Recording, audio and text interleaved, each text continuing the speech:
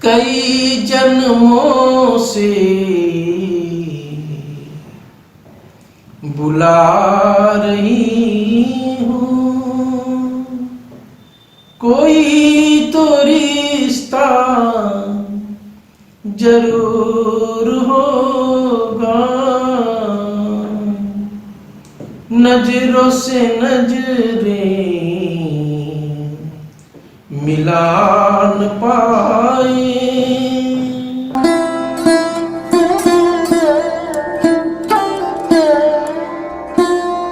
आप सभी को प्रणाम। सत्य सनातन की जय। ईश्वर की असीम अनुकंपा से, गुरु महाराज के असीम अनुकंपा से हम सब लोगों को भगवत चर्चा करने का परम सौभाग्य प्राप्त हो रहा है। गुरु वंदना कर लेते हैं। बंदो गुरु पदकंज, कृपा सिंधु नर रूप हरि, महामोहतम कुंज, जासु बचन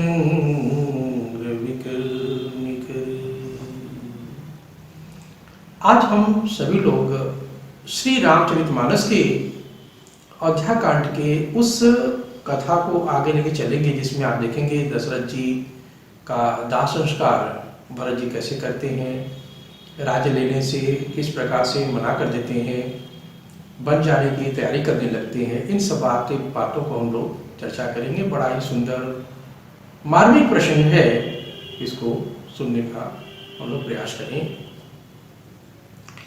कथा इस प्रकार के बढ़ती है कि जब गुरु महाराज की आज्ञा होती है, वशिष्ठ जी की आज्ञा होती है कि भरत जी अब आप जो है मृतक का दाह संस्कार करने का की प्रक्रिया शुरू करें, तो भरत जी क्या करते हैं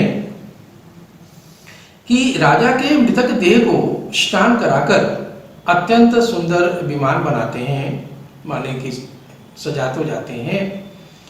मताए अब देखें, अब यहाँ पे चूंकि रोना गाना पीटना सब मचा हुआ है, कौशल्या जी वगैरह कहती हैं कि हमको भी जल जाने दो, जीना ही व्यर्थ है। अब माताएं जलना चाहती थी, परंतु भरत जी ने समझा बुझाकर रोक दिया।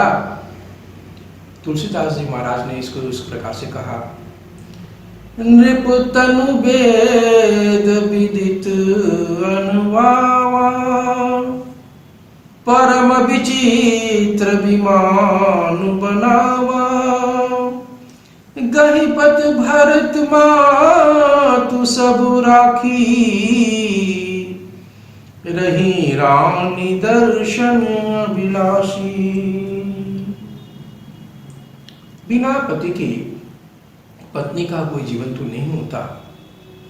यही सोचे कि माताएं सोच रही कि कैसे हमारा जीवन चलेगा, बल्कि हम भी इनके साथ सती हो जाएंगे तो बहुत अच्छा रहता है।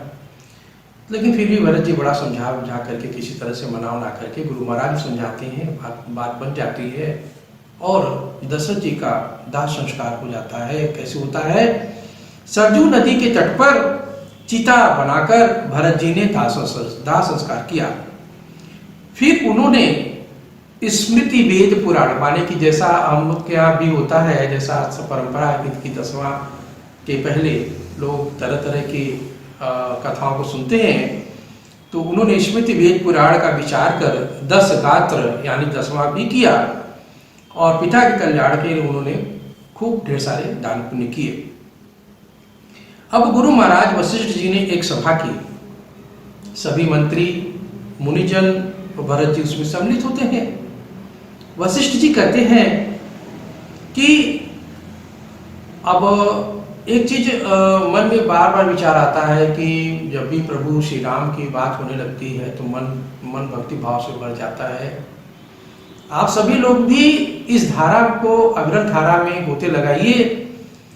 इस जो आप देख रहे हैं, वीडियो देख रहे हैं, इसको सब्सक्राइब भी करें, लाइक भी करें, औरों को भी बताएं और इस सनातन धर्म की रक्षा करते हुए अपने को आप भी पुण्य के भागी बनाएं।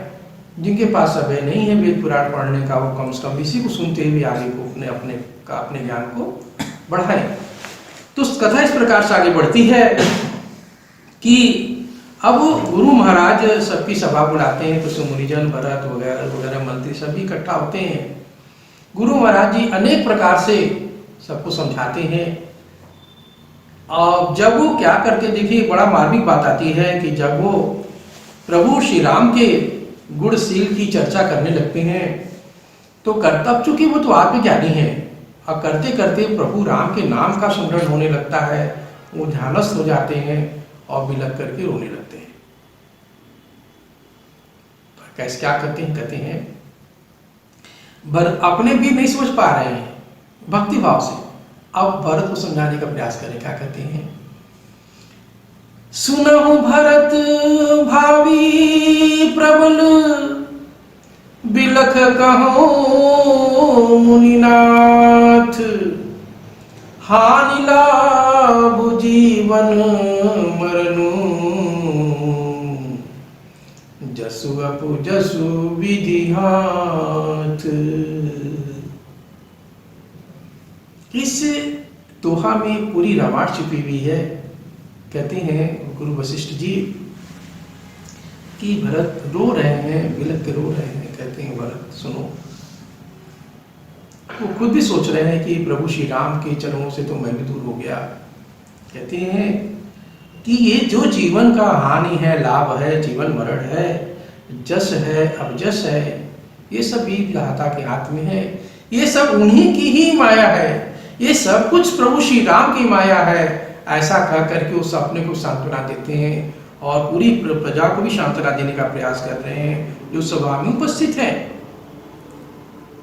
अब आगे समझाते हैं कि कहूं तात कहीं भांति को करही बड़ाई ताशु, राम लखन तुम शत्रुघ्न, सरिस सुवन सुचि जाशु।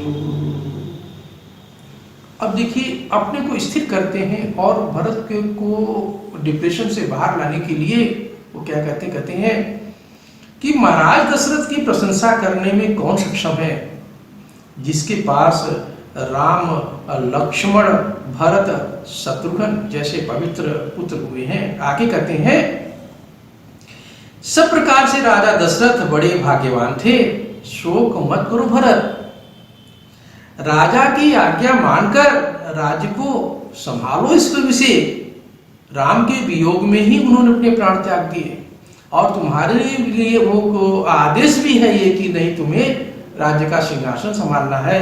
एक उदाहरण भी देते हैं, क्या कहते हैं, परशुराम पितु आज्ञा राखी,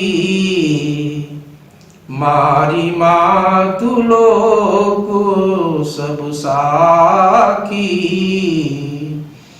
तनय जताती जौबनु दयऊ, पितु आज्ञा अघ अज सुन भयऊ। गुरु महाराज जी का एक उदाहरण के समझाते कहते हैं कि देखो भरत, ये सारा संसार जानता है कि परशुराम जी ने अपने पिता की बात मानकर माता का सर काट दिया था। अब पिता की आज्ञा होने के कारण न तो उन्हें पाप ही लगा और ना ही अबजस लगा।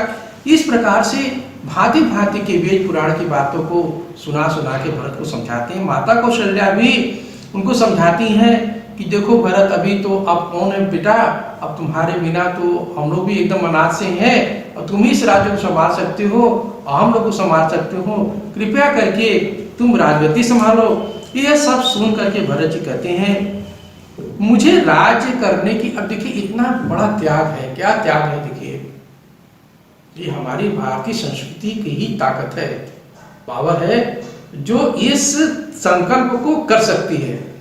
बाकी इस धरती के किसी भी देश में किसी भी जगह इस प्रकार के सनातन भाव उत्पन्न नहीं हो सकते और ना ही उत्पन्न होते हैं। आप देखिए भरत जी कहते हैं मुझे राज्य करने की बिल्कुल इच्छा नहीं है। सीता और श्री राम भैया लक्ष्मण के साथ वन में हैं, तो मैं कैसे पापी इस राज्य को संभाल सकता हूं। मैं कैकेयी का दुष्ट पुत्र श्री राम विमुख होकर लज्जा रहित हूं। मेरे जैसे नीच के राज्य में आप लोग आनंद चाहते हैं। मुझे जबरदस्ती जो ही आप लोग राज्य देंगे उसी काल में पृथ्वी ये रसातल में चली जाएगी। अब भाई लक्ष्मण को याद करने लगते हैं, कहते हैं कि मेरा भाई लक्ष्मण कितना भाग्यशाली है, सौभाग्यशाली है कि जो प्रभु श्री राम के चरणों की सेवा में लगा हुआ है। श्री राम के चरणों को देखे बिना मैं भी जीवित नहीं रह सकता। अब वो भी वहाँ पे मन का रोने लगता है, भाव विवल हो जाते हैं और कहते हैं नहीं कुछ भी होगा, मैं कल प्रातः काल ही श्री राम प्रभु के पास जाऊंगा, आप सभी लोग मुझे क्षमा करें। अब आगे देखें, अवश्य चलिया बन राम जह भरत मंत्र भलकिन, शोक सिंधु बूढ़त सबही, तुम अवलंबन दिन। जैसे नदी में कोई डूब रहा है, उसको एक छोटा सा तिनके का सहारा मिल गया। अब उसी प्रकार से भरत ने जैसे ही कहा कि हम वन में जाएंगे, अब गुरु महाराज को भी एक आशा हुई कि नहीं प्रभु श्री राम के चरणों का दर्शन हो जाएगा, और सारी प्रजा को भी बड़ा अच्छा लगता है। सभी कहते हैं ठीक है आप चलिए, हम भी पीछे पीछे चलते हैं। आप एक छोटा सा भजन में आपको सुनाता हूँ। कई जन्मों से बुला रही हूँ, कोई तो रिश्ता जरूर होगा, नजरों से नजरें मिला न पाए, नजरों से नजरें मिला न पाए, मेरी नजर का कुसूर होगा, तुम ही तो मेरी आत्मा हो, तुम ही तो मेरे परमात्मा हो, तुम ही तो मेरी आत्मा हो, तुम ही तो मेरे परमात्मा हो। मुझी में रह कर मुझी से पर्दा, मुझी में रह कर मुझी से पर्दा,